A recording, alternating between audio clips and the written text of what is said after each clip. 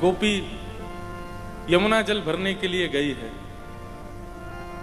और जैसे यमुना तट पर जाकर के जल भरने लगती है, इतने में ही यमुना पल्ली पार गौ चरा रहे ठाकुर जी घर लौटवे को समय है गया और संध्या है गई है। और वही समय मधुमंगल, श्रीदामा, तनसुखा, मनसुखा आदि सब ठाकुर जी के सखा लाला सो निवेदन कर रहे हैं कि लाला घर वापस चलवे को समय है गयो, नंद भवन में यशोदा मैया बाट निहार रही है, चल जल्दी। लेकिन ठाकुर जी कहीं दूर गैया लेके चले गए हैं। तब ठाकुर जी के सखा मुख पर ऐसे हाथ रख के गूंज लगा करके ठाकुर जी को पुकारते हैं, अरे कन्हैया, अरे लाला, अरे कृष्ण, अरे गोपाल, जल्दी कर, संध्या है गई, नंद रानी तेरी बाट जोव रही होगी। और यहां इस पार वो गोपी यमुना जल भर रही है और जैसे ही किसी सखा के मुख से ठाकुर जी का नाम श्रवण करती है, स्थिति का अनुभव कीजिएगा, सुनिएगा नहीं। जैसे ही कान में शब्द पड़ा कृष्ण, गोपाल, गोविंद, ठाकुर जी का नाम पढ़ते ही वहीं गिर पड़ी है।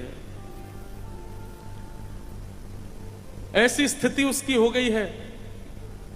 अन्य गोपियां उसके ऊपर जल का छिड़काव करती हैं। जैसे ही होश में आती है, पूछती हैं कहां भयो तो है, तू कैसे गिर गई? अरे तू कछु रोग है गयो है, तो कुछ चक्कर आ गए, तू कैसे गिर गई? तब वो अपनी स्थिति बताते बताते रोने लगती है। बोले किसी को तो देख करके कुछ होता है, किसी को मिल करके कुछ होता है, पर मेरी स्थिति तो ऐसी कि मैं नाम सुन लेती हूं तो मुझे कुछ होने लगता है। भूली रही भवन में तो बाबरी भई रे, मोको यही ना पता चले कि मेरा भवन कौन सी दिशा में, मैं इतना भूल जाऊं। ऐसो ये कृष्ण नाम है। इसे कहते हैं कीर्तन। जहां ठाकुर जी का नाम उच्चारण मात्र आपके हृदय को व्याकुल कर देता हो, आपके हृदय को स्थिर ना रहने देता हो, बस चलवा पिया के देश, चलवा पिया के देश, सजनी चलवा पिया के देश, ओ सजनी चलवा पिया के देश। रुक ना पाता हो चित्त। गोपी गीत में क्या हुआ है? अरे यहां तो फिर भी कथा सुनाई जा रही है, यहां तो फिर भी शब्द कहे जा रहे हैं। वहां तो ठाकुर जी ने केवल अधर पर वंशी धारण करके स्वर प्रकट किया है और जैसे गोपियों के कर्ण रंध्र से प्रवेश होता है, दौड़ पड़ती हैं। तन की स्थिति विचार नहीं करती, स्वरूप विचार नहीं करती, व्यवस्था विचार नहीं करती, पहुंच जाती हैं कृष्ण मिलन के लिए।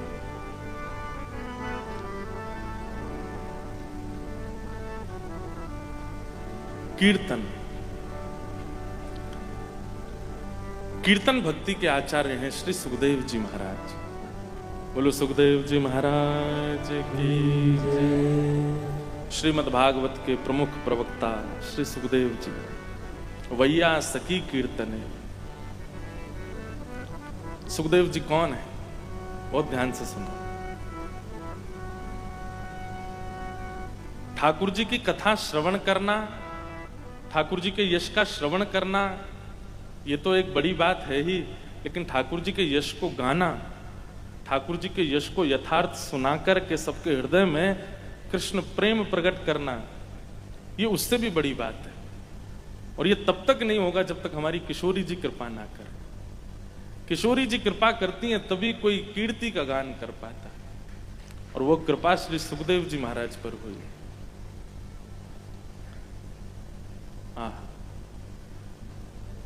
प्रथम दिन जब मैं आया तो महाराज जी के साथ चर्चा हो रही थी और सुख और सारी का एक भाव महाराज जी को मैं सुना रहा था। बहुत ध्यानपूर्वक सुनिएगा।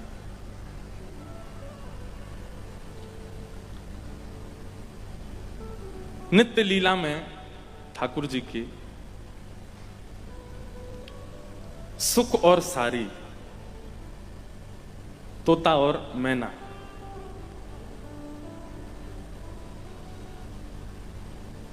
हमारे वारकरी बालक सब आ रहे हैं, वो स्थान जो रिक्त है उसको सब लोग खाली कर दें, सब बालक वहां विराजमान हो जाएं।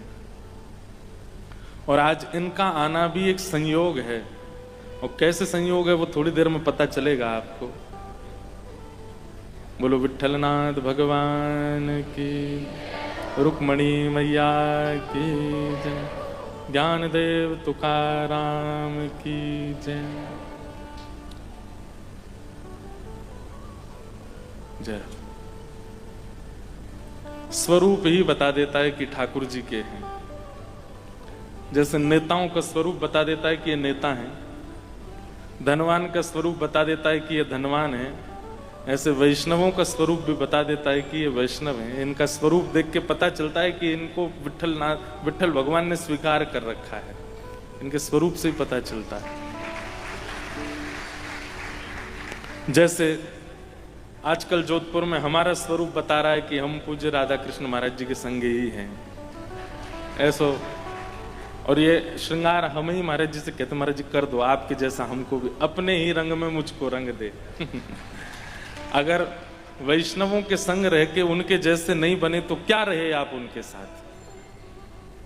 भैया ऑफिस जाने वाले लोग एक बात कहते हैं, हम पूछते हैं तुम व्यसन क्यों करने लग गए, तो कहते हैं हमारे ऑफिस के बच्चे भी करते थे, हमारे ऑफिस के कलीग्स भी करते थे।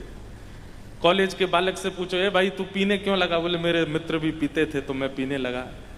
लेकिन कथा में जाने वाले से पूछो, तुम महाराज जी जैसे क्यों नहीं हुए, हो ही नहीं पाते हैं। कथा सुनकर के सुखी हो जाते हैं, बस चल दिए अपने घर को, हो गया कल्याण। ऐसे नहीं, जब जिस वैष्णव के संग में जाओ, जिस वैष्णव की सन्निधि में रहो, थोड़े थोड़े उसके जैसे लक्षण अपने अंदर ले आओ, उसकी जैसी बोली, उसका जैसा स्वरूप, उसका जैसा वस्त्र, उसका जैसा आवरण, उसका जैसा आचरण आप में दिखने लगे। कुछ नहीं, ज्यादा नहीं तो 3-4 दिन 7 दिन कथा सुनते, उतने दिन तो उन्हीं के जैसे ही रहो, जैसे वो रहते हैं वैसे हम रहें। तो क्या निवेदन कर रहे थे, सुख और सारी। बहुत ध्यान से सुनना, बहुत सुंदर लीला है। तो ठाकुर जी की नित्य लीला में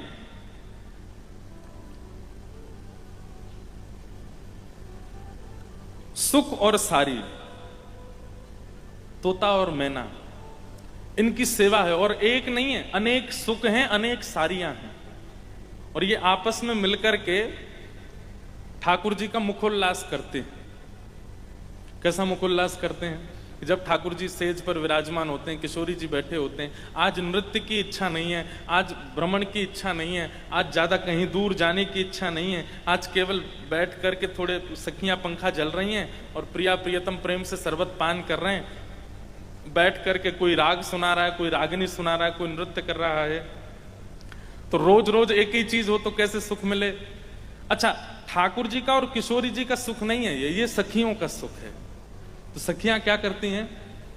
सुख और सारी इनको तैयारी कराती हैं, और ये ठाकुर जी के सन्मुख आकर के, किशोरी जी के सन्मुख आके एक एक पक्ष आपस में बांट लेते हैं। जैसे सुख ठाकुर जी के पक्ष के हैं और सारी जो है वो किशोरी जी के पक्ष की हैं।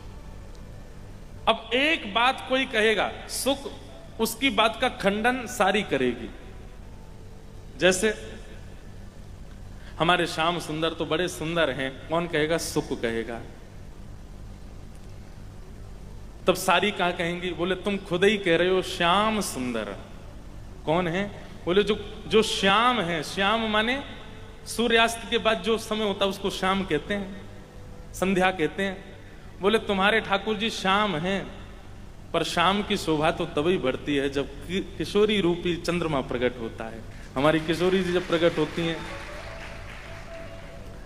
अब ये बात सुख ने कही तो सारी उसका खंडन करती है। अब सारी जब कहती है कि हमारी किशोरी जी तो चंद्रमा हैं, और चंद्रमा जब प्रकट होता है तभी संध्या, तभी रात्रि की शोभा होती है। जैसे आपने ताली बजाई ऐसी सब सखियां ताली बजाती, वाह वाह वाह वाह, खंडन हो गया। अब सारी ने जो कहा है उसका खंडन सुख को करना है। तो सुख क्या कहता है? बोले अरे सारी नेक सुन ले, नेक डट जा, बड़ी हंस रही है। चंद्रमा यदि दिन में प्रकट हो जाए ना तो कोई ना देखे, चंद्रमा की शोभा तो तभी लगे जब शाम के संग होएगो। अगर हमारे श्याम सुंदर नहीं हो तो फिर चंद्रमा को कौन निहारे। अब ऐसी ताली फिर बज जाती है, वाह वाह वाह, सुख जीत गए, सुख ने बढ़िया बात कही। इतनी सुंदर आपस में ये कटाक्ष वार्ताएं चलती रहती। अरे हमारे श्याम सुंदर तो बड़े मीठे हैं। बोले कैसे मीठे हैं? बोले अंगूर जैसे मीठे हैं, ना उनमें छिलका है ना उनमें गुठली है, पूरे ग्रहण करने योग्य हैं। हमारे ठाकुर जी में कछु भी त्याज्य नहीं है। अरे भैया कोई व्यक्ति हम संबंध बनाते हैं तो हम लोग कई बार ऐसा कहते हैं ना कि उसमें भले ही एक दो अवगुण है लेकिन उसमें ये अच्छाई है। भाई देखो वो रात को भले ही देरी तक सोता है लेकिन ठीक है, सुबह जब उठ जाता है सारे काम संभाल लेता है। हम अवगुण जानते हुए केवल गुण पर नजर रखते हैं। कई बार किसी कन्या का ब्याह होता है तो हम उसको भी समझाते हैं, भाई देखो है तो वो काला है, थोड़ा सांवला है, हृदय का बड़ा साफ है, थोड़ा सा नाटा है, गट्टा है, तुमसे थोड़ा छोटा है हाइट में, लेकिन उसकी बुद्धि देखी तुमने कैसा बढ़िया, मर्सिडीज गाड़ी चलाता है बड़ी वाली, इतनी उसके पास प्रॉपर्टी है, ये है वो है।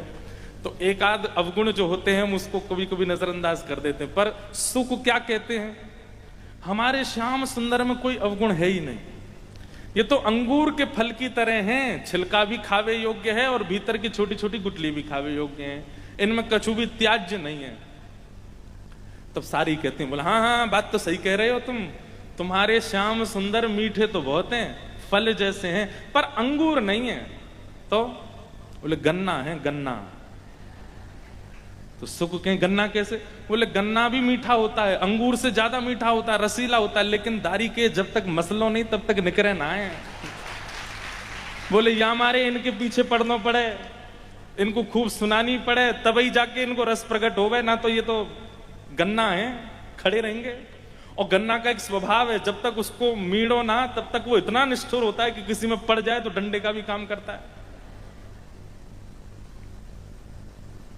तो इस प्रकार सुख और सारी का संवाद होता है, और ऐसे जैसे आप आनंदित होते। अब मैं तो क्या सामान्य अपने मुख से कितना बता पाऊंगा, लेकिन सुख सारी का ऐसा संवाद होता है कि किशोरी जी आनंद में भर जाती हैं, और कभी किसी सुख को हृदय से लगा लेती हैं, कभी ठाकुर जी किसी सारी को अपने हृदय से लगा लेते, उनके भाव सुन करके।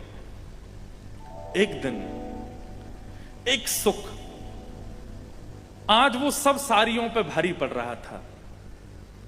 सारियां ले करके बातें आती थी ठाकुर जी के विषय में, कोई कटाक्ष करती थी, और वो ऐसा प्रस्ताव रखता था कि सारियों की बोलती बंद हो जाती, सुख जीत जाता था। देखो बहुत ध्यान से सुनना। तो किशोरी जी के पक्ष की सखियों को लगता था हमारी हार हो रही है, परंतु किशोरी जी कहती नहीं, हमारी जीत हो रही है, क्योंकि श्याम सुंदर जिताए जा रहे हैं, श्याम सुंदर की महिमा कही जा रही है, हमारी जीत हो रही है। आज जब सुख सारी का संवाद पूर्ण हुआ तब किशोरी जी अपनी एक सखी सुदेवी को बुलाती हैं। ये सुदेवी जो है ये सुख सारी की मॉनिटर हैं, यही उनको सिखाती हैं। तो सुदेवी से कहती हैं कि आज जो सुख सभा में ऐसो जोर जोरते इतरा इतराए के बोल रहे हो, वाकी वाणी में मुख कहीं कहीं कृष्ण के दर्शन भये। जैसी वाक पटुता, जैसी चतुराई, जैसो बोलवे को ढंग श्री कृष्ण को है, वैसो ही वो सुख बोल रहे हो। एक काम करो, बोले कहा वह सुख को मेरे पास लेके आओ। सुदेवी जी गई और कहीं भैया तेरे भाग्य की सराहना, आज तेरी वाणी से किशोरी जी इतनी प्रसन्न हो गई है कि तू को भीतर बुला रही हैं, और उस सुख को ले गए हैं किशोरी जी के पास। किशोरी जी कहती यहीं बैठ जा, और बैठ करके जो जो बात तू बाहर सभा में कह रहे हो ना एक मुंह को सुनाइयो। श्याम सुंदर चले कैसे? तो वो सुख कहता है ललित गति विलास वल्गुहास प्रणय निरीक्षण कल्पितो रुमान कृतमनु कृतवत्य उन्मदान्धा प्रकृति मगन किलयस्य गोपवत्व। भागवत के भीष्म स्तुति का श्लोक है। ठाकुर जी कैसे चलते हैं? बोले ललित गति। ठाकुर जी की ललित गति है। ललित गति कैसे? चलते तो टेढ़े मेढ़े हैं, पर वो ऐसी ललित है कि उसको कोई देख ले, उस चाल को कोई देख ले तो पलकें झपकना भूल जाती हैं। व्यक्ति विचार करे कि मैं पलकें झपक लूं, तब भी पलकें जो कि हमारे वश में होती, हम जब चाहे उनको झपका सकते हैं, लेकिन ये पलकें भी हमारे वश से बाहर हो जाती हैं जब श्याम सुंदर चलते हुए आते हैं। व्यक्ति चाह करके भी अपनी पलकें नहीं झुका पाता, उनकी चाल ऐसी है। डोले ब्रज कुंजों में, डोले ब्रज कुंजों में, डोले श्री वृंदावन में, डोले श्री वृंदावन में, झूम के राधा रमन पाग टेढ़ी सुधरे, पाग टेढ़ी सिधरे, पाग टेढ़ी सिधरे, पाग टेढ़ी सिधरे, वापे मोती लटकन पाग टेढ़ी सिधरे, वापे मोती लटकन, डोले ब्रज कुंजों में, ओ डोले ब्रज कुंजों में, डोले श्री वृंदावन में, डोले श्री वृंदावन में, झूम के राधा रमन पाग टेढ़ी सिधरे, पाग टेढ़ी सिधरे। मानो वो सुख से किशोरी जी पूछ रही हैं, अच्छा चाल ऐसी है? हाँ। कभी कभी एकांत में गौ चराने जाते हैं तो वहां वृक्ष के नीचे बैठे बैठे श्याम सुंदर क्या करते हैं, तब वो सुख बताता है। बोले श्याम सुंदर जाते हैं और कुंज निकुंजों की सुंदर सुंदर बेल तोड़ के लाते हैं, अपनी पाग पर बांध लेते हैं, अपनी भुजा पर बांध लेते हैं, अपनी कमर पर वनमाली वेश धारण करते हैं, अपने कानन के ऊपर कर्ण फूल सुंदर सुंदर पुष्प धारण कर लेते हैं, गले में ऐसे सुंदर। किशोरी जी भाव मुद्रा में जा रही हैं और वो सुख बोलता जा रहा है। मुस्कुराते हैं तो जी उठते हैं मरने वाले, मुस्कुराते हैं तो जी उठते हैं मरने वाले, मुस्कुराते हैं जी उठते हैं मरने वाले, मुस्कुराते हैं तो जी उठते हैं मरने वाले, और मुस्कुराहट ही तेरी, मुस्कुराहट ही तेरी, मुस्कुराहट ही तेरी, मुस्कुराहट ही तेरी, करती जीते जी मरण पाग टेढ़ी सिधरे, ओ पाग टेढ़ी सिधरे। मतलब अगर किसी की मृत्यु हो रही हो और श्याम सुंदर मुस्कुरा जाए उसको देख के, तो महाराज केवल मुस्कुराहट मात्र से जीवित हो जाए। और इतना ही नहीं, कोई बेचारा भला भाई बिल्कुल ठीक अवस्था में है, बिल्कुल भला है और चलता हुआ जा रहा है, सामने से श्याम सुंदर आ गए और कहीं जोर से मुस्कुरा गए, भली चलाई बेचारा खड़ा खड़ा कहो तो मृत्यु हो जाए उसकी। ये मुस्कुराहट का कमाल है उनकी। ऐसे है, ऐसी पाग है, ऐसे नेत्र हैं, ऐसे कर्ण हैं। किशोरी जी तो ऐसे सुख में चली गई हैं। 3 दिन हो गए हैं, आज निकुंज में किशोरी जी नहीं आई हैं। क्यों? केवल पौड़े पौड़े बैठे बैठे चलते चलते उस सुख से वार्ता कर रही हैं और उससे श्रवण कर रही हैं। ललिता विशाखा कहते हैं, हे श्यामाजू निकुंज में पधारो ना। अरे तू सुन तो, ये कितना सुंदर भाव बताता है। बोले अरे जिसको तुम सुन रही हो किशोरी जी वो प्रत्यक्ष विराज रहे हैं, निकुंज में चलो ना। बोले प्रत्यक्ष में ये दो नेत्र कितना देख पाएंगे, ज्यादा से ज्यादा मुखमंडल का दर्शन कर लेंगे, ज्यादा से ज्यादा हस्तकमल देख लेंगे, ज्यादा से ज्यादा पीतांबरी देख लेंगे, लेकिन ये सुख तो सर्वांगीण कृष्ण का वर्णन कर देता है। इस वर्णन में मुझे बहुत सुख मिल रहा है।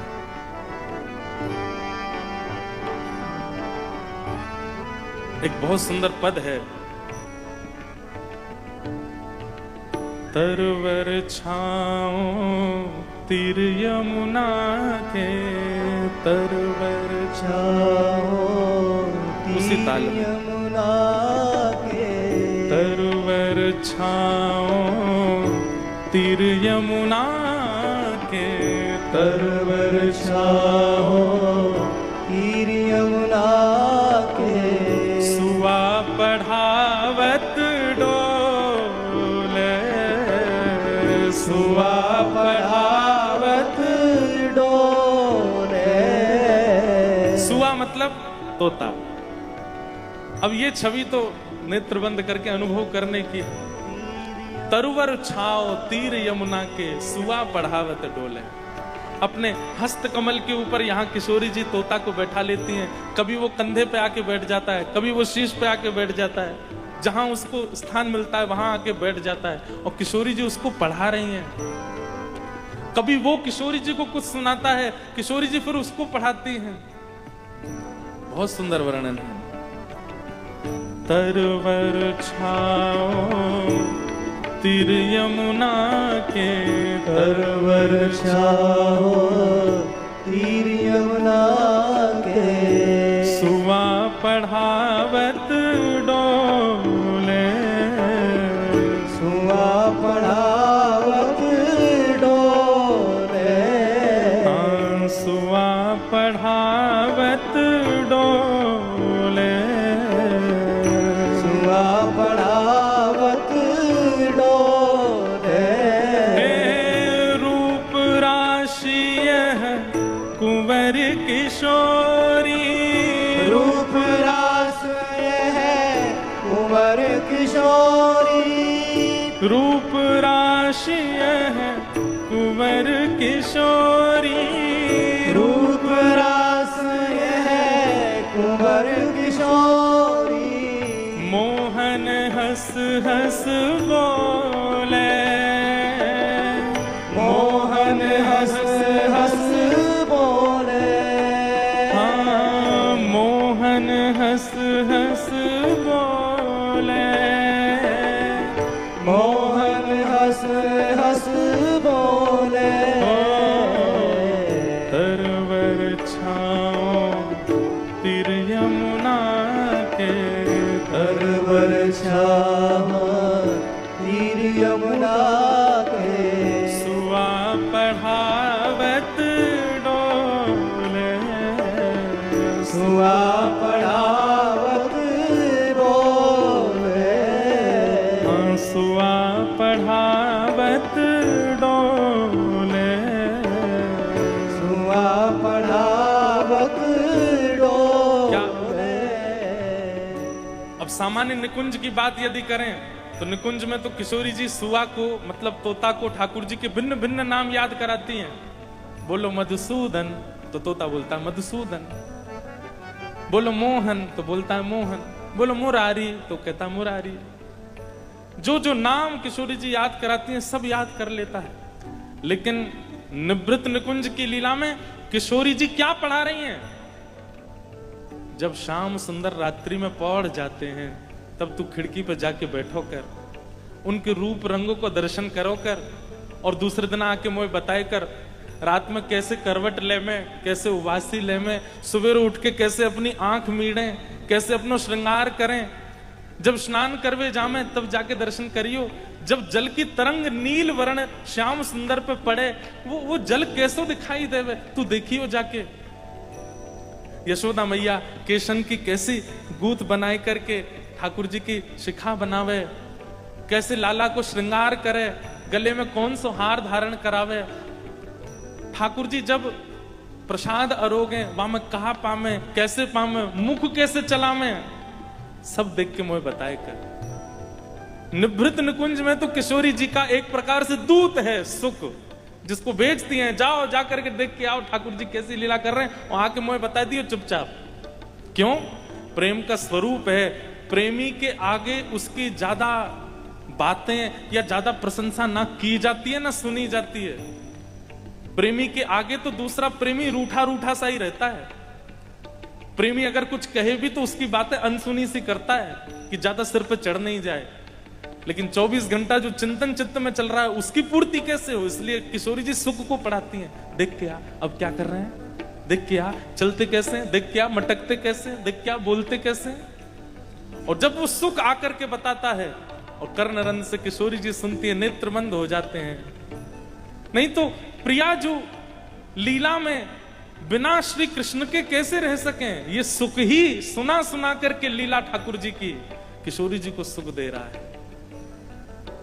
यह है कीर्तन भक्ति, जहां एक क्षण भी अपने प्रियतम की लीला सुने बिना, उसके भाव सुने बिना रहा ना जाए।